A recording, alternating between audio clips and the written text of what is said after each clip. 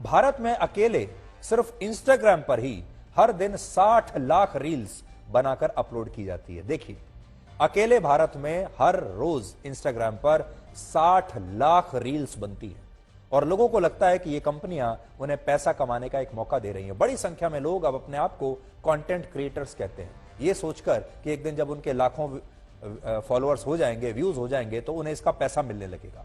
लेकिन ऐसा है बिल्कुल नहीं।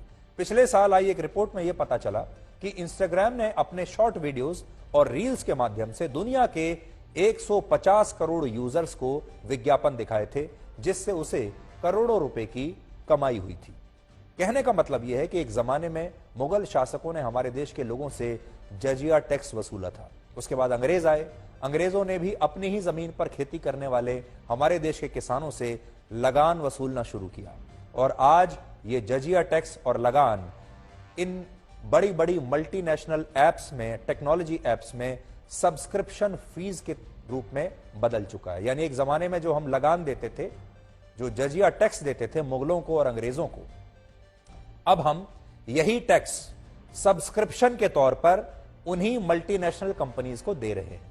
अब हम ये टैक्स किसको देते हैं? अब ये टैक्स इंस्टाग्राम को दे रहे हैं, यूट्यूब को दे रहे हैं, फेसबुक को दे रहे हैं और इस तरह के एप्स को हम ये टैक्स दे रहे हैं सब्सक्रिप्शन के तौर पर, या फिर उनके लिए प्रोडक्ट बनकर। बहुत सारी एप्स आपको ये कहती हैं कि आपको कोई पैसा नहीं देना, ये मुफ्त में आप इनकी सेवाएं ले सकते हैं, लेकिन मुफ्त में जो प्रोडक्ट आपको मिलता है उसमें आप खुद प्रोडक्ट बन जाते हैं, यानी वो आपका इस्तेमाल कर रही हैं।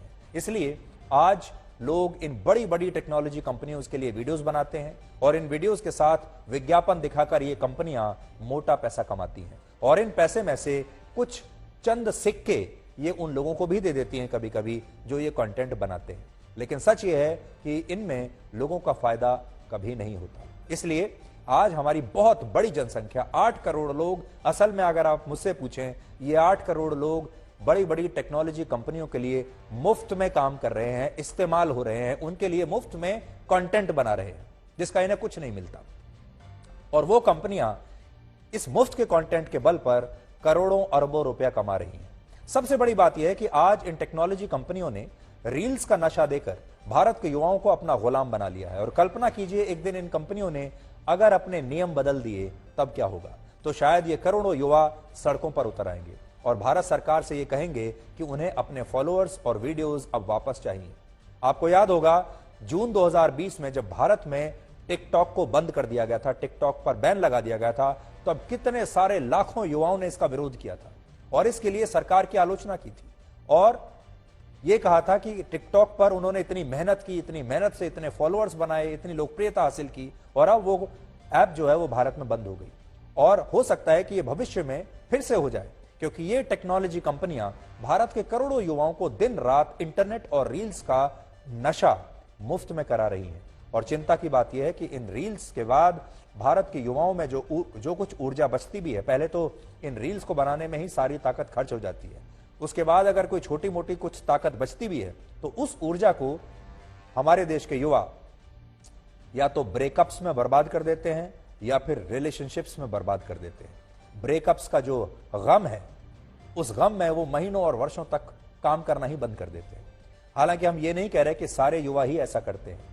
बहुत सारे युवा हमारे देश में आज भी ऐसे हैं जो बहुत अच्छा काम कर रहे हैं, पढ़ाई लिखाई कर रहे हैं, शोध कर रहे हैं, वैज्ञानिक बन रहे हैं, डॉक्टर बन रहे हैं या फिर किसी भी फील्ड में जा रहे हैं, आर्ट्स में जा रहे हैं। लेकिन यह भी एक कड़वा सच है कि आज भारत के ज्यादातर युवा बिना परिश्रम किए ही इन वीडियोस को बनाकर रातों रात लोकप्रिय होना चाहते हैं। ये बच्चों के खेलने की चीज नहीं, हाथ कट जाए तो खून निकल आता है।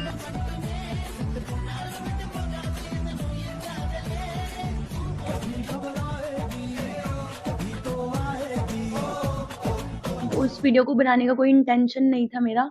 मुश्किल से 5 मिनट मैं वहां पे रुकी, मुझे कोई आइडिया नहीं था कि ऐसे यहाँ पे चालान हो रहे हैं। लेकिन हाँ, एक मुझे छोटा सा सेंस ऑफ ह्यूमर यूज करना चाहिए था कि हाईवे पे वीडियोस ना बनाऊं मैं। बस सनलाइट आ रही थी, मैंने अपने भाई को बिना किसी इंटेंशन की कि भाई मेरी एक वीडियो शूट कर दे, और वीडियो शूट कर ली और आधे 1 घंटे बाद मेरा चालान आ गया था। मुझे लगता है कि युवाओं को बहुत ज़्यादा सतर्क होना चाहिए, क्योंकि उनसे बच्चे भी सीखते हैं। और जान से बड़ा क्या है, ना पैसा है ना रील है। तो आप ऑफ कोर्स रील बनाइए, बट ध्यान रखिए कि आप बहुत सेफ हो जहाँ जहाँ जाते हो। थोड़ा अवेयरनेस से आप, अगर आपने रील बनाया तो I think that is better. So I feel this is तो वेरी रॉन्ग कि आप एक वीडियो के लिए अपनी सेफ्टी, सामने वाले की सेफ्टी या फिर कोई भी रूल ब्रेक करें। आई फील रील्स बनाना एक फन एक्टिविटी है, आप अपना टैलेंट उसके थ्रू शोकेस कर सकते हो, बट जब वो आपको या सामने या किसी को भी हार्म करने लग जाए, दैन इट्स वेरी रॉन्ग।